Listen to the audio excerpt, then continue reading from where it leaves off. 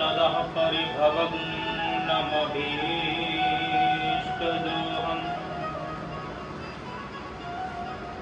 तीर्थास्पदं शिवविरञ्चनुतं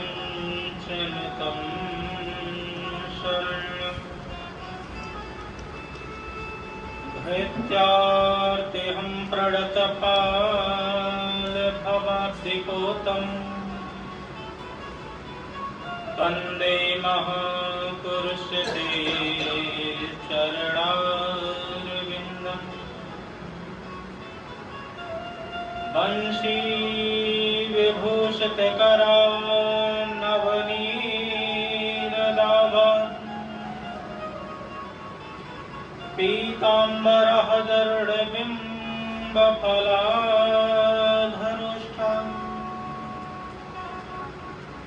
पूर्णेन्दुसुन्दरमुखान्दरविन्दनेत्रात् कृष्णात् परं किमपि तत्त्वमहं न जाने।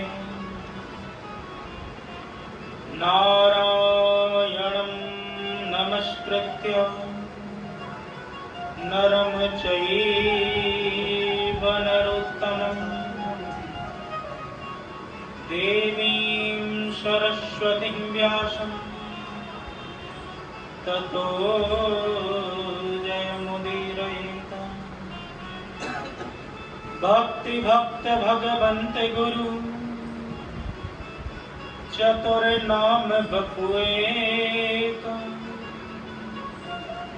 इनके पग बंधन किए सुनाशत विघ्न अनेक। सब द्वार को छोड़ के आयो तेरे द्वार, ये यशोमति के लाड़ी जरा मेरी ओर निहार। आये हनुमंत विराजिए, कथा कहूँ मति अनुसार। प्रेम भरी गादी सुविराजी पवने कुमार, सुविराजी पवने कुमार। बोले कृष्ण कन्हैया लाल की, श्री वृंदावन बिहारी लाल की, श्रीमद्भागवत महापुराण की जय। वेद व्यास जी महाराज की जय। रास रासेश्वरी श्री राधा रानी सरकार की जय। पूज्य चरण सद्गुरुदेव स्वामी श्री गीतानंद जी महाराज की जय। परम पूज्य स्वामी श्री अवशेषानंद जी महाराज की जय। समस्त संत महापुरुषों की जय। समस्त भक्त जनों की जय।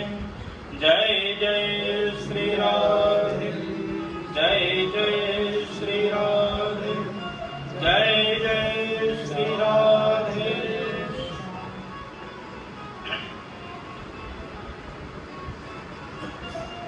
परम मंगल में परात्पर अकारण करुणालय भक्त वांछा तटिंदित विनिंदित श्री बाल कृष्ण लाल के पाद पद्मों में प्रणाम करते हुए आए हुए समस्त संत महापुरुष जन, भगवत चरणानुरागी भक्त वृंद एवं श्रद्धामती माताएं, श्रीमद्भागवत महापुराण के माध्यम से आज की सत्संग सरता में हम सब अवगाहन करने का प्रयत्न करेंगे।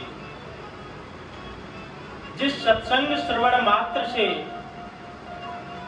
जीव अपना स्वतः ही कल्याण कर लेता है, उसको बहुत ज्यादा परिश्रम करने की जरूरत नहीं पड़ती। और इस कलकाल कलयुग में तो कलहु केशव कीर्तनात्, केवल भगवान के संकीर्तन मात्र से जीव अब संसार सागर से पार हो सकता है। इसलिए चलो सीधे प्रसंग पर ही आते हैं। तो कल मैं निवेदन कर रहा था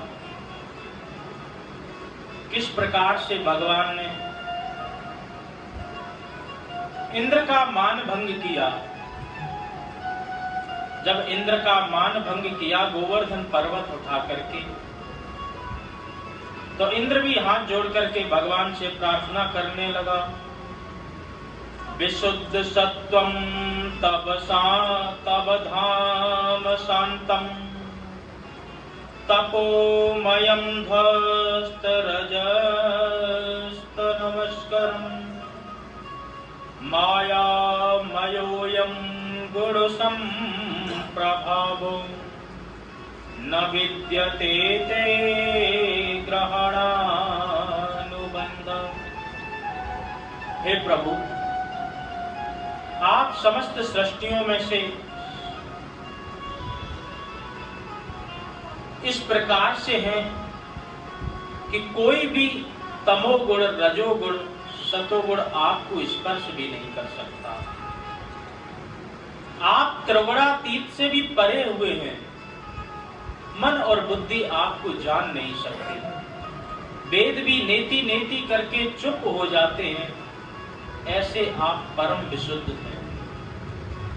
परंतु हम जैसे छोटे छोटे देवता कुछ मान को पाकर के हमारे अंदर अभिमान आ जाता है।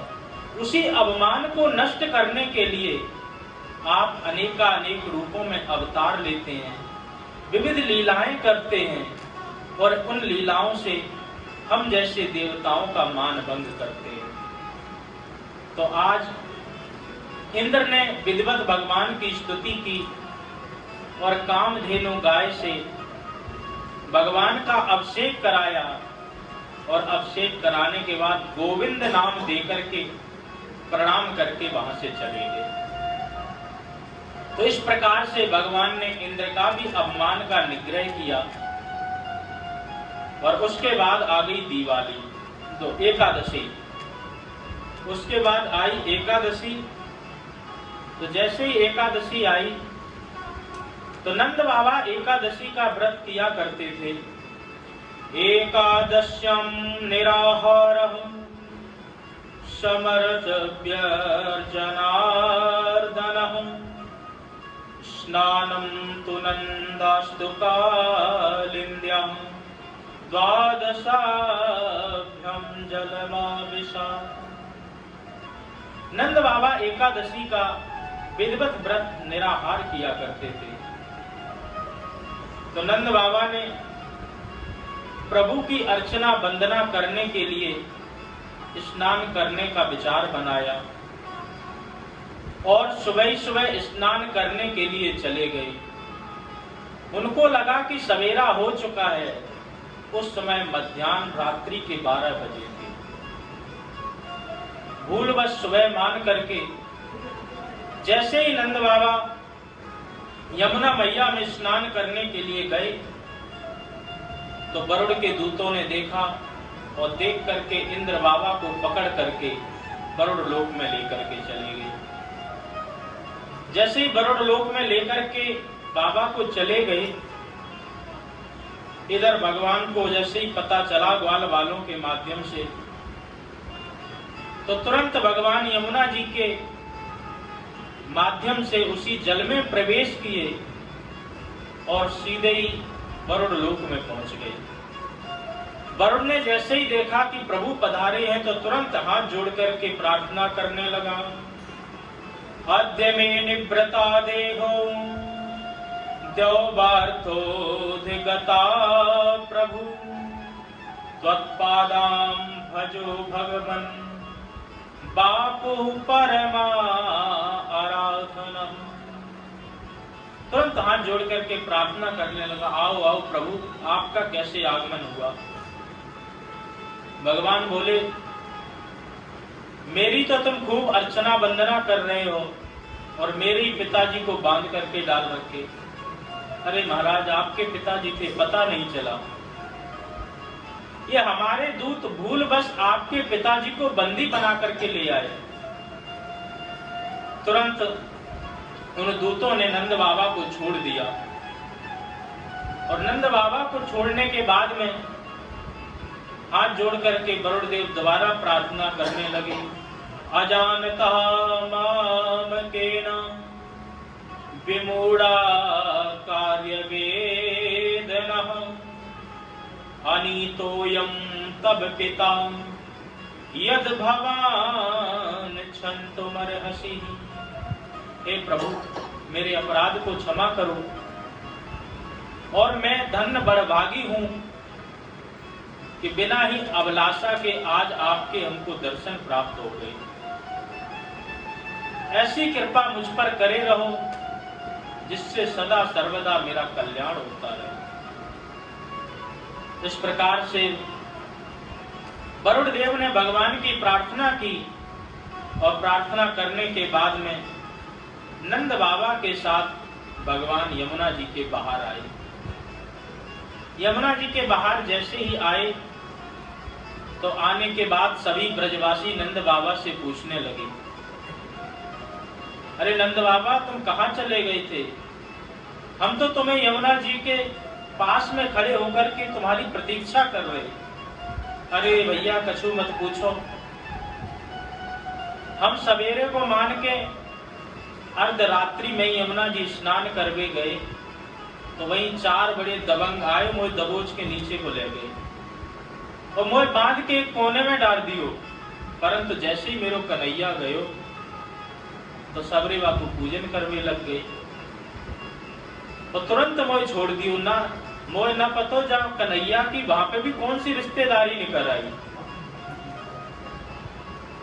अच्छा, अरे बाबा, तू माने ना माने, अब तो मुझे पूरा विश्वास हो गया कि तेरा लाला भगवान ही है और कोई है ही ना। अब सभी ग्वाल बाल ब्रजवासी एक दिन आकर के हाथ जोड़ करके कृष्ण से कहने लगे, देख लाला, अब मोए पता चल गयो कि तू भगवान ही है। अगर तू भगवान है तो मोए बता दे, हम काउते न कहेंगे। भगवान बोले, कहने लगे कि अरे ब्रजवासियों, तुम थोड़ी छोटी बातों पे तुरंत मुझे भगवान बना देते हो। अब तुम ये छोड़ो कि मैं भगवान हूं कि नहीं हूं, तुम ये बताओ कि तुम चाहते क्या हो। अरे मोए क्या चाहिए? अरे तू भगवान है तो चुपचाप बता दे, मोए काउते न कहूंगो। अगर फिर ना बता रहो तो मेरी तो एक ही अभिलाषा है कि मैं तेरे वैकुंठ को दर्शन करना चाहूं। भगवान ने कहा, अच्छा, वैकुंठ के दर्शन करना चाहते हो? अरे तुम ये बात छोड़ो कि मैं भगवान हूं कि नहीं हूं, परंतु मैं तुम्हें वैकुंठ के दर्शन करा सकता हूं। बोले, चलो कराओ।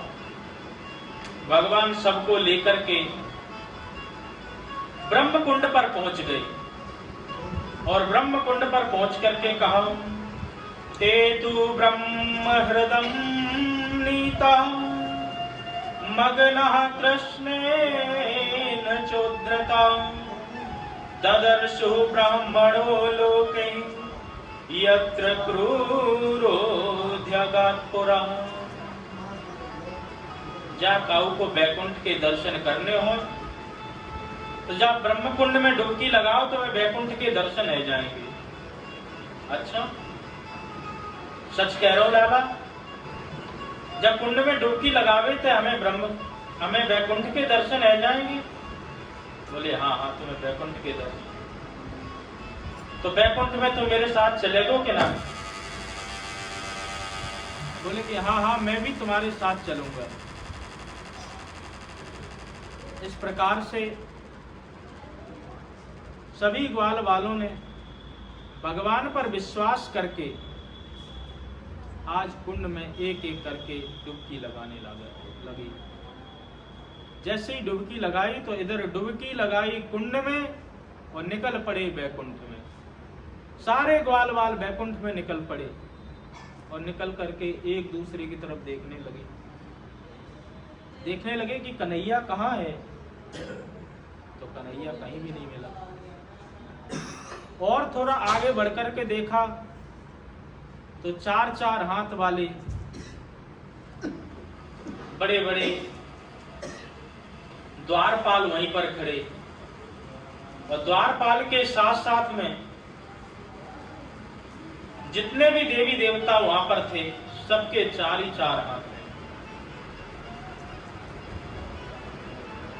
कहने लगे, एक ग्वाला आगे बढ़ करके पूछने लगा, भैया राम राम। तुरंत दूत बोला, मौन मास्ता, चुप हो जाओ। तो सोचने लगा ग्वाल कि हो सकता हर देश की अलग अलग भाषा होती है, यहाँ पर राम राम जैसे हमारे ब्रज में चलता है राधे राधे, कहीं राम राम, कहीं हेलो तो कहीं हाय, आदि आदि सब देशों की अलग अलग भाषा होती है, तो यहाँ की भी कोई अलग भाषा होगी। परंतु चारों तरफ जब देखा तो एक ग्वाल ने कहा कि अरे वो देखो, नाम के ऊपर मेरो कन्हैया लेट रहो। जैसे ही भगवान को नाम के ऊपर लेटे हुए देखा तो तुरंत एक ग्वाला दौड़ करके आगे जाने लगा। द्वारपाल ने वहीं रोक दिया, यहीं रुक जाओ, इसके आगे तुम्हारा प्रवेश वर्जित है। जब रोक दिया तो मुंह लटका करके चुपचाप वहीं पर खड़े रहे, और खड़े होकर के देखा तो एक एक करके सभी देवता आते हैं और आकर के भगवान की विविध छंदों में स्तुति गान करते हैं। जब नंद बाबा ने भी देखा तो देख करके बड़ा आश्चर्य हुआ। नंदास्तुतं दृष्ट्वा परमानंद निवर्ततः कृष्णं तं तत्र छंदोवि स्तूयमाना सुविस्मितः। जैसे ही नंद बाबा ने देखा कि बड़े बड़े देवता ब्रह्मा विष्णु महेश आदि सभी भगवान की दिव्य स्तुति गान कर रहे हैं विविध छंदों में, ब्रजवासी आपस में बात करने लग गए, अरे भैया अबे तक तो 4-4 हाथ वाले ही दिख रहे थे, अब तो ये 4-4 5-5 मुंह वाले भी दिख रहे, पंचानन षडानन आदि देवता। उन सबको देख करके ब्रजवासी भी बड़े आश्चर्यचकित हो गए, और आश्चर्यचकित होने के बाद में जब भगवान तक उनको नहीं जाने दिया गया तो उन्होंने विचार किया कि अब तो इस वैकुंठ में रहने का कोई लाभ नहीं है। तो तुरंत सबने अपनी अपनी आंखें बंद की, और बंद करके जैसे ही उस ब्रह्म कुंड का ध्यान किया तो सब एक एक करके उसी ब्रह्म कुंड से पुनः प्रकट होने लगे, और सभी ने उस ब्रह्म कुंड से प्रकट होकर के पास खड़े हुए कृष्ण कन्हैया को देखा। वहां पर खड़े मंद मंद मुस्कुरा रहे, मुरली बजा रहे। जैसे ही ब्रजवासी उस कुंड से निकले तुरंत आकर के एक एक ब्रजवासी ने भगवान को घेर लिया, पकड़ लिया, और पकड़ करके कहने लगे, भैया वैकुंठ देखने में बड़ा आनंद आया। कन्हैया पूछने लगे, अच्छा जी बताओ तुम्हें वैकुंठ अच्छा लगा कि नहीं? देख लाला गुरु नथ मानियो, वैकुंठ में तेरे सब कछु है, परंतु मोर तो नेको अच्छो ना लगो। क्यों भैया तो अच्छो चौना लगो? अरे जहां पर हम तेरे साथ खूब कबड्डी खेलें, खूब बैठ के खाओ पियो करें, खूब खेल खेलें, और वहां पे तेरे पास तक भी मोह न जाने दियो। भाई रास्ते में ही रोक दिया कि यहां से आगे कोई भी नहीं जा सकता। तो बताओ जैसे वैकुंठ को लेकर के हम क्या करेंगे? तो इसलिए वृंदावन के जो कृष्ण हैं, धरा धाम के जो कृष्ण हैं, वो बहुत सहज हैं, बहुत सरल हैं। और वैकुंठ के धाम, वैकुंठ में जहां पर भगवान को शेष महेश गणेश दिनेश सुरेश जाहि निरंतर ध्यावे, और इस ब्रज में बुलताई अहीर की छोहरियां छचिया वर छाछ पे नाच नचावे। तो यहाँ के भगवान बहुत सरल हैं, बहुत सुगम हैं। इसी प्रकार से अनेकानेक पंथों में देखा जाए तो कोई अपना संदेश वाहक भेजता है, कोई अपना पुत्र भेजता है, परंतु धन्य है हमारा सनातन धर्म जिसमें भगवान स्वयं आकर के संदेश देते हैं, स्वयं आकर के अर्जुन जैसे दिव्य महात्मा को गीता सुनाते हैं। इसलिए सनातन धर्म में भगवान जितने सरल और सहज हैं, अन्य किसी पंथ में और अन्य किसी धर्म में इतने भगवान सहज हैं ही नहीं।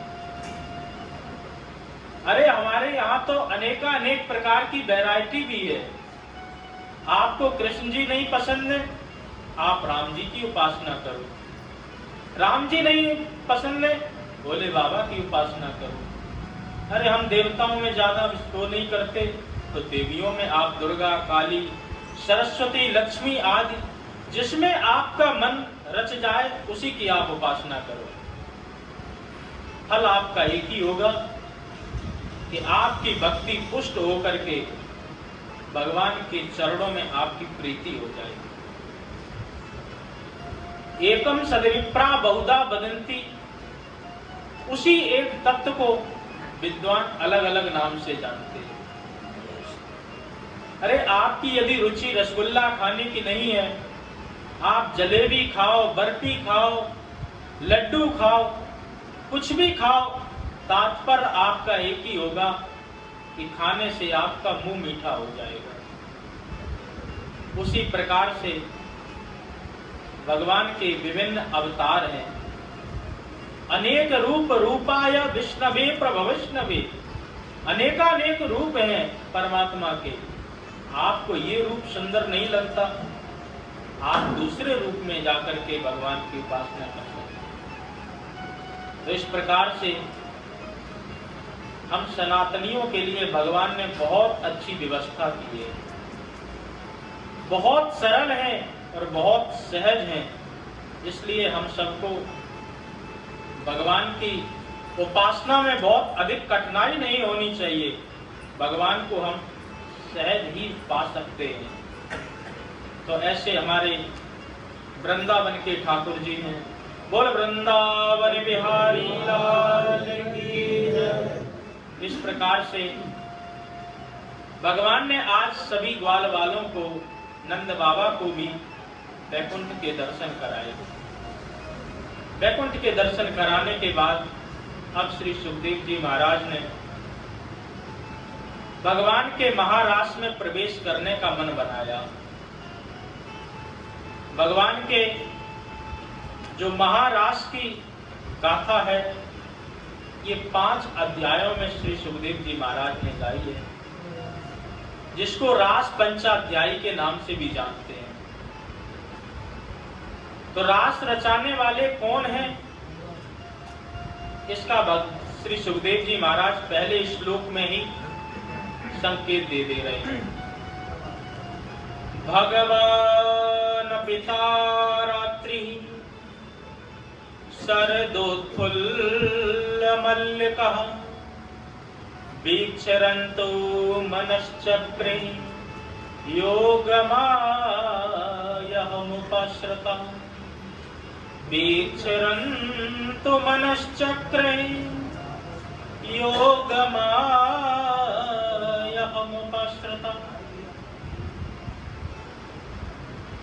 षडेश्वर संपन्न भगवान अपनी योग माया को लेकर के आज शारदीय शरद पूर्णिमा में रास विहार करने का मन बना रहे हैं। आज भगवान ने जैसे ही योग माया का आश्रय लेकर के, योग माया कौन है? बोले जो समस्त सृष्टि का सृजन करने में सक्षम हो, जो भगवान की एक दृष्टि मात्र से सृष्टि भी कर दे और जैसे ही भक्ति टेढ़ी हो तो प्रलय का भी वही कारण बन जाए, वही योग माया है भगवान की। परंतु रास रचाने के लिए श्री राधा जी का यहाँ पर योग माया के माध्यम से आह्वान किया। योग माया मुपाश्रिता, श्री राधा रानी जी के बिना रास तो संभव हो ही नहीं सकता है। इसलिए श्री राधा रानी जी का जैसे ही आह्वान किया और आवाहन करके बंसी बजाना आरंभ किया। जैसे ही भगवान ने बंसी बजाई तो जितनी गोपियां थीं उन सभी गोपियों को उस बंसी में से अलग अलग धुन सुनाई दी। मानो इस प्रकार से सुनाई देने लगी जैसे प्रभु एक एक करके एक एक गोपी को पुकार रहे हो। उस बंसी की धुन में से सभी को अपना अपना नाम सुनाई देने लगा। तो जैसे ही गोपियों के कान में बंसी की धुन पड़ी, तो जैसे ही बंसी की तान पड़ी गोपियों के कान, तो भूल गई देह गेह सबका भान। नहीं रहा उनको किसी भी प्रकार का ज्ञान, और एक एक करके भगवान के रास मंडल की ओर दौड़ने का प्रयत्न करने लगे। जो जिस प्रकार से कार्यरत थी उसी प्रकार से दौड़ने लगी। श्री सुखदेव जी महाराज वर्णन करते हैं, निशम्य गीतम तदनंगवर्धनम ब्रजस्त्रिया कृष्ण गृहीत मानसा आरग्मुरन्यो नवमूल्यतोद्यमः सायत्र कांतो जबलोलकुंडलः। इस प्रकार से भगवान वर्णन करते हैं कि कैसे कैसे गोपियां दौड़ पड़ी। एक गोपी गाय की दोहनी लेकर के गाय को धोने के लिए जा रही थी। तुरंत वो दोहनी को वहीं पर फेंका और फेंक करके रास मंडल की ओर दौड़ने लगी। एक गोपी घर पर हलवा बना रही थी और ऐसे ही कढ़ाई को चढ़ी हुई चूल्हे पर छोड़ करके भगवान की मुरली सुन करके पागल हो करके रास मंडल की ओर दौड़ने लगी। एक गोपी सजने संवरने का काम कर रही थी, आंखों में काजल लगा रही थी। एक आंख में काजल लग गया था, दूसरे में काजल लगाना ही भूल गई। जैसा उसका श्रृंगार था वैसे ही श्रृंगार करके तुरंत वहां से दौड़ पड़ी। एक गोपी कपड़े पहन रही थी तो जल्दी जल्दी जिस प्रकार से उल्टे सीधे कपड़े पहन पाई और पहन करके तुरंत भगवान की ओर दौड़ने लगी। एक गोपी भगवान की ओर दौड़ने के लिए जैसे ही तैयार होने जा रही तो पतिदेव ने तुरंत देख लिया और देख करके कहा कि कहां जा रही हो, चलो अंदर। तो उसको कमरे में बंद कर दिया। जैसे ही उसको कमरे में बंद किया तो उसने तुरंत पद्मासन लगाया और लगा करके भगवान के चरणों में जैसे ही समाधि लगाई तो अपना ये सदेह जो शरीर था इसको छोड़ करके दिव्य शरीर को प्राप्त करके भगवान के पास सबसे पहले पहुंच गई। कहा कि इन गोपियों में इतना सामर्थ्य कैसे आ गया कि योगियों की तरह ये अपने शरीर को त्याग करके पहुंच जाती हैं। तो कहते ये गोपी कोई और नहीं, ये समस्त साधु संत ही थे। तो ये गोपियां कौन थी? बोले श्रुति रूपा, कृपा रूपा, साधन सिद्धा, गोलोक की नारियां, दंडकारण्य के संत और जनकपुर की सखियां दासियां। यही गोपी बन करके भगवान के साथ रास विहार करने के लिए उनके इस अवतार में सम्मिलित होने के लिए आए। रास का अधिकार जीव को कब मिलता है? बोले जब रास की भावना उसके हृदय में पुष्ट होती है। रास की भावना पुष्ट कब होगी? बोले उसके लिए 7 सीढ़ियां हैं। श्री स्वामी हरदास जी महाराज ने 7 ऐसी सीढ़ियां बताई जिससे व्यक्ति अपने हृदय में रास का संचार कर सकता है, प्रवाह कर सकता है। तो पहली सीढ़ी क्या है? बोले प्रथम सुने भागवत,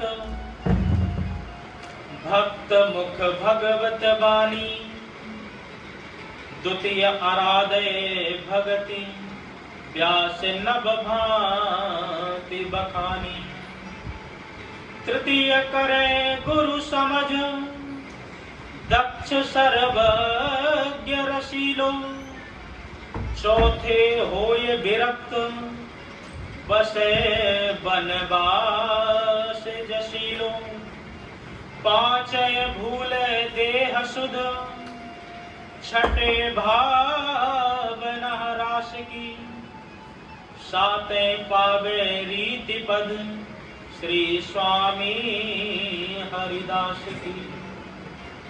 श्री हरिदास जी महाराज कहते हैं प्रथम सुने भागवत। किससे सुने? बोले भक्त मुख भगवत वाणी। ये भक्तों के कल्याण के लिए भगवान की वाणी बनाई गई है, तो किसी न किसी भक्त के द्वारा ही सुननी चाहिए। विरक्तो वैष्णवो विप्रो, वेद शास्त्र विशुद्धि कृत। जो वेद वेदांत में पारंगत हो, जो वैष्णव हो, मूल रूप से विप्र हो, जो दृष्टांत आदि से समझाने का जिसका सामर्थ्य हो, ऐसे किसी भक्त के माध्यम से भगवान की कथा का श्रवण करना चाहिए। दूसरी बात, जो दूसरी सीढ़ी है, बोले द्वितीय आराधय भगति, व्यास नव भांत बखानी। जो नवदा भक्ति है उसका खूब अच्छी तरह चिंतन करे। वो नवदा भक्ति है क्या? बोले श्रवणम कीर्तनम विष्णु, स्मरणम पाद सेवनम, अर्चनम वंदनम दास्यम, सख्यमात्म निवेदनम, प्रथम भगति संतन कर संगा, दूसरी रति मम कथा प्रसंगा। इस प्रकार से जो नवदा भक्ति है, नवदा भक्ति का बहुत अच्छी तरह चिंतन करना चाहिए। श्रवणम कीर्तनम विष्णु, सबसे पहले भगवान के चरित्रों का गान सुने, फिर उसके बाद में उनका कीर्तन करे। फिर बोले स्मरणम पाद सेवनम, फिर भगवान के चरणों में प्रीति लगाए, बार बार उन्हें स्मरण करके पाद सेवन, भगवान के पाद प्रक्षालन करे। पंचोपचार, षोडशोपचार, राजोपचार से जिस प्रकार से पूजा कर सकते हो, भगवान के चरणार बिंदों का ध्यान करके उनकी पूजा करो। स्मरणम पाद सेवनम, अर्चनम वंदनम दास्यम, सख्यम आत्म निवेदनम। अर्चना करो, वंदना करो, परमात्मा से कोई न कोई संबंध बनाओ। दूसरे संबंध में डर लग रहा हो तो सख्यात्मक, सखा का ही संबंध बना लो। जब इस प्रकार से आपकी 8 सीढ़ियां पुष्ट हो जाएं, तो फिर 9वें में है कि अपना आत्म निवेदन कर दो, अपने आप को उसी में समर्पित कर दो भगवान में। इस प्रकार से आपकी नवदा भक्ति आपके हृदय में पुष्ट हो जाएगी। तीसरी सीढ़ी है तृतीय करे गुरु दक्षु, सर्वज्ञ रसीलो। तीसरी सीढ़ी है कि बिना गुरु के आपको ज्ञान नहीं हो सकता है।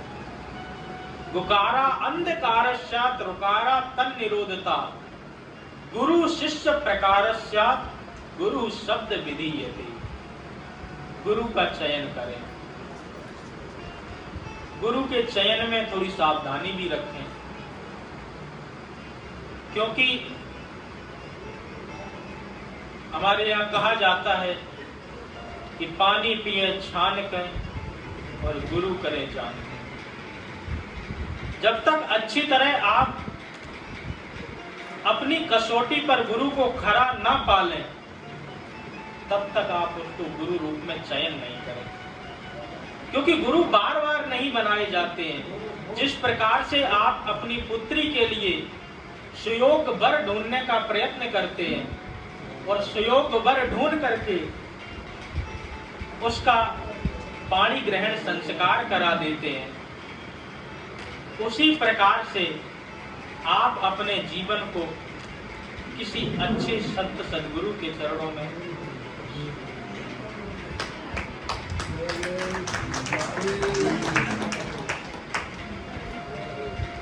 बोल भागवत भगवान की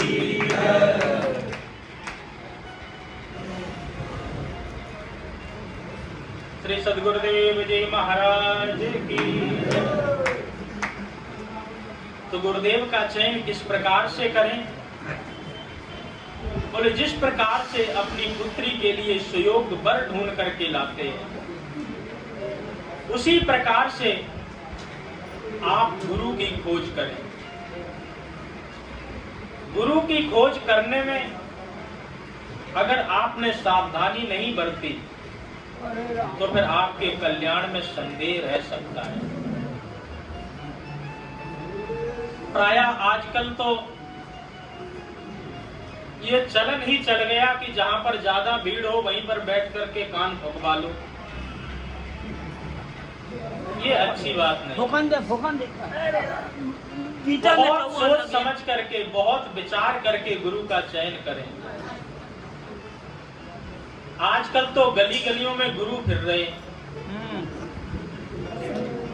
और गुरुओं के अंदर भी लालच भरा हुआ है।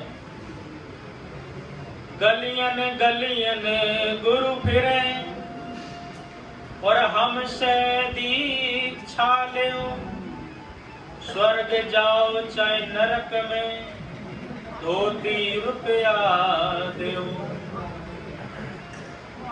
फिर चेला भी उनका जो दिया हुआ मंत्र उसको भूल जाता है और एक दिन गुरुजी भी चले जाते हैं तो फिर तुरंत कहने लगता है, भलो भयो गुरु चल बस्यो, चेलन पड़ गई चैन, और छठे महीना आव तो धोती रुपया ले। लोभी गुरु लालची चेला, दोनों नरक में ठेलम ठेला। आपका कल्याण नहीं हो सकता है। इसीलिए गोस्वामी तुलसीदास जी भी गुरुओं को भी संचेत करते हैं। कहते हैं, हरे शिष्य धन शोक न हरही, सो गुरु घोर नरक में परही। चेला नहीं नरक जाएगा, बोले गुरु को नरक जाना पड़ेगा। क्यों? बोले चेला तो अबोध है, अल्पज्ञ है, उसको तो कुछ भी नहीं पता, और गुरु के पास में सब प्रकार का ज्ञान है। और गुरु यदि सर्वज्ञ होने के साथ साथ में चेले के साथ विश्वासघात करता है, केवल और केवल उसके धन का ही हड़प करने में लगा रहता है, तो बोले ऐसे गुरु ना अपना कल्याण कर पाते हैं, ना ही शिष्यों का कल्याण करते हैं। अरे भाई, जिस नाव में छेद होगा तो खुद तो डूबेगी और बैठालने वाले को भी ले डूबेगी। इसलिए गुरुदेव भगवान का चयन बहुत ही सोच विचार करके करना चाहिए। तो बोले किस प्रकार से? अनेकानेक शास्त्र इस पर बताते हैं कि गुरु के चयन में आप किस प्रकार से सावधानी बरतें। सबसे पहली बात है कि आप इस प्रकार से विचार करें कि जो केवल और केवल आपको अपने पास तक ही सीमित रखे, वो तो सच्चा गुरु नहीं हो सकता। जो आपको परमात्मा तक पहुंचाने का प्रयत्न करे और अंत में परमात्मा तक पहुंचा भी दे, उसी कोई सच्चा संत और सद्गुरु मानना चाहिए। और सच्चे संत सद्गुरु में आपको 5 लक्षण दिखते हैं। वो 5 लक्षण कौन से हैं? कपिल देव जी अपनी माता देवहूति को समझाते हैं। तितिक्षवः कारुणिकः सुहृदा देहिनाम अजात शत्रवो भूपा साधव साधभूषण। बोले तितीक्षवा वो बहुत सहनशीलता वाला होगा। कोई उसको माला पहना जाए कोई शो हर्ष नहीं, कोई दो गाली सुना जाए तो कोई शोक नहीं। सुखेशु दुग्ध मना दुखेशु बिरगत स्पृहा बीत राग भय क्रोध स्थित धीर मुनि रुच्यते। गीता में भगवान कहते हैं कि उसकी सुख और दुख में स्थिति बराबर होगी, ऐसा सहनशील तितिक्षु होगा।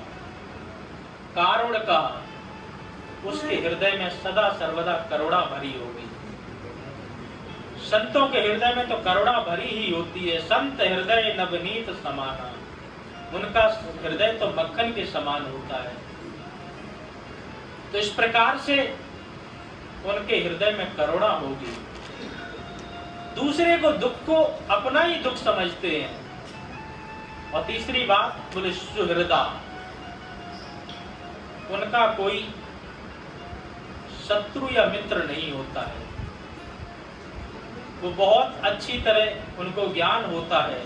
सुहृदा सर्वदेहिना, कि जिस प्रकार से मेरी देह की उस परमात्मा ने संरचना की है, उसी परमात्मा ने इन सब की भी संरचना की है।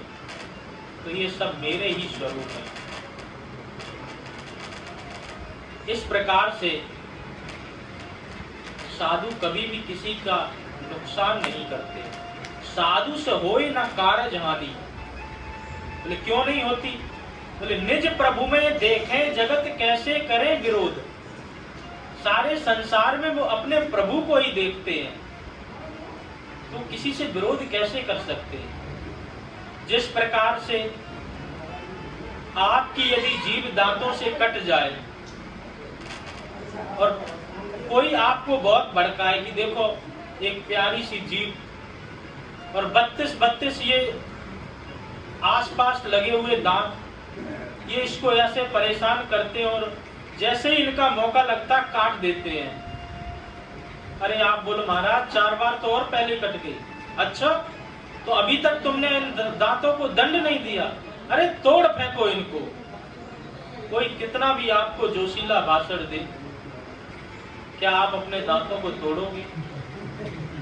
क्योंकि आपको ज्ञान है कि जीभ की वेदना तो हमें हो ही रही है, तो दांतों की भी वेदना हमें ही होगी। इसी प्रकार का साधु संतों को ज्ञान समस्त संसार में एक ही होता है। तो वो संसार में किसी से विरोध नहीं करते, न उनका कोई मित्र होता है और ना ही कोई उनका शत्रु होता है। कबीरा खड़ा बाजार में मांगे सबकी खैर, ना काहू से दोस्ती और ना काहू से बैर।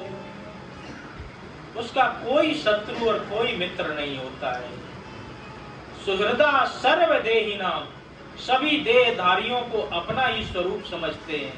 अपने प्रभु के द्वारा बनाई हुई सृष्टि को वो यही समझते हैं कि सब में हमारे प्रभु ही विद्यमान है। और चौथी बात बोले अजात शत्रवः भूपं शांतः, किसी भी प्रकार से उनका कोई शत्रु नहीं होता, कोई मित्र नहीं होता। वो पूरी तरह सभी इंद्रियों को जीत करके रखते हैं और हर एक स्थिति में अपने आप को शांत बना करके रखते हैं। आपूर्णमाणा मचल प्रतिष्ठम समुद्र मापा इवसंति यत्स। जिस प्रकार से समुद्र में कितनी भी नदियां मिल जाएं, समुद्र का स्वरूप नहीं बढ़ता है, अपने आप में वहीं पर स्थित रहता है समुद्र। परंतु समुद्र में ज्वार भाटा कब आता? जब वो समुद्र चंद्रमा को पूरी तरह देखता है, तब उसके अंदर कहीं उथल पुथल होती है। मानो दूसरों की प्रसन्नता को देख करके वो स्वयं प्रसन्न होता है। इसी प्रकार से साधु संत के लक्षण होने चाहिए। ऐसे संत सदगुरु के लक्षण यदि आप में किसी में घटित हो रहे हों तो तुरंत उसको गुरुदेव रूप में स्वीकार कर लेना चाहिए। बोल सदगुरुदेव भगवान की। इस प्रकार से आप गुरु का चयन करें। चौथे होए विरक्त बसै बनवास रसी।